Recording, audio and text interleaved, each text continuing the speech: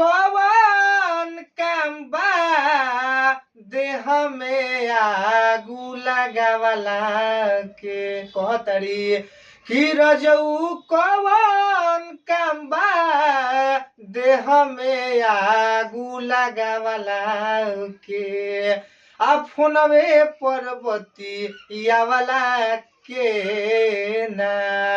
घर में मछरी जैसन दुलहिन के तड़पावला के फोनवे परबती यावला के ना करे भागी गइल नौकरी घर में छोड़ के नाया में हरी करे भागी गइल नौकरी घर में छोड़ के नाया में हरी ए राजा जी का जरूरत रहे झूठोरा तू जगावला के का जरूरत रहे झूठोरा तू जगावला के फोनवे परबती यावला के ना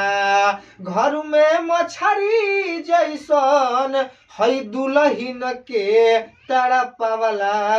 के फोनवे परबती यावला के ना।